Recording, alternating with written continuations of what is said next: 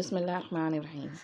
ہم اسم یعنی ناؤن کا جینڈر پڑھ رہے تھے، اس کی جنس، اور اس میں ہم نے مؤنث کی دو قسمیں دیکھی تھیں. ایک مؤنث حقیقی جس کے نر کے سامنے مادہ موجود ہوتا ہے، اور ایک مؤنث قیاسی. اب ہم اپنی تیسری دیکھ رہے ہیں مؤنث سماعی. سماعی مؤنث جو ہوتے ہیں، سماعت جو ہوتا ہے اس کا مطلب ہوتا ہے سننا، اور اس کا سننے سے تعلق ہے، یعنی اس سن کے آپ کو اس کو فیل ہوگا کہ یہ مؤنث ہے. اس کا ایک پیٹرن آپ کو یاد کر لینا ہوگا. اس کو علامتی مؤنث بھی کہتے ہیں کیونکہ اس میں آخر میں جو علامت ہے اس سے آپ پہچان سکتے ہیں کہ یہ مؤنث ہے.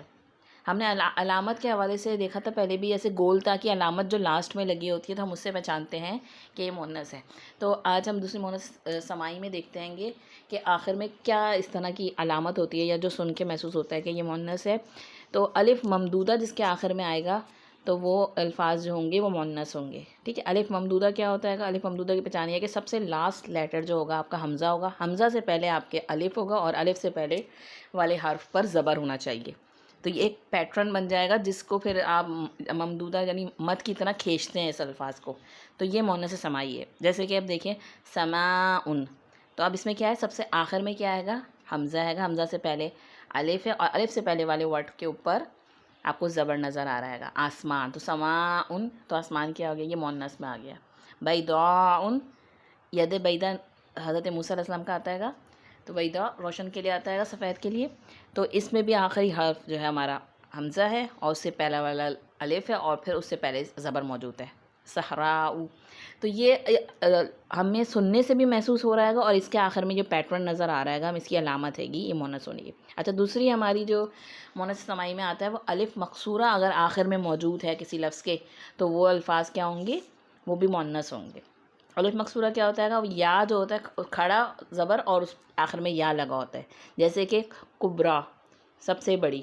یہ کبریٰ جو ہے نا سپرلیٹو ڈگری ہے یہ مؤنث کی. اس کی سامنے اگر مذکر میں دیکھا جائے تو اکبر ہوتا ہے گا. اکبر سپرلیٹو ڈگری ہوتی ہے گی، سب سے بڑا.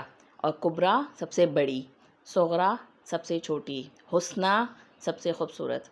ایون کہ ہم دیکھتے ہیں کہ اردو میں جو ہم خواتین کے نام رکھتے ہیں وہ بھی کچھ اسی طریقے سے ہوتے ہیں گے. جیسے حسنیٰ بھی نام ہوتا ہے گا، لبنیٰ نام ہوتا ہے، سلمیٰ نام ہوتا ہے. تو اس میں اسی طریقے سے کھڑا زبر کے ساتھ یا لگا ہوتا ہے. تو یہ ایک طرح سے نشانی ہے، یہ ہمیں سننے سے محسوس ہو جائے گی کہ یہ الف مقصورہ لاسٹ میں آ رہا ہے گا تو یہ مؤنث سماعی ہے. اور اس کی ایک طرح سے یہ علامت بھی ہے، تو علامتی مؤنث بھی ہے. ہم تو علامت کے حوالے سے دیکھا جائے تو ہمیں 3 علامتیں مل گئی ہیں. ایک تو گول تا لاسٹ میں ہوگی تو وہ لفظ مؤنث کو کنسیڈر ہوگا. اگر اس کے آخر میں الف ممدودہ ہے تو وہ مؤنث کنسیڈر ہوگا. اور آخر میں اگر الف مقصورہ ہے، یعنی مقصورہ چھوٹا الف سمجھے کھڑا زبر جو ہوتا ہے چھوٹا الف کی طرح آئے گا، اور آخر میں یا کے ساتھ چھوٹی یا کے ساتھ، تو یہ کیا ہو جائے گا ہمارا؟ یہ بھی ہمارا علامتی مؤنث ہو جائے گا.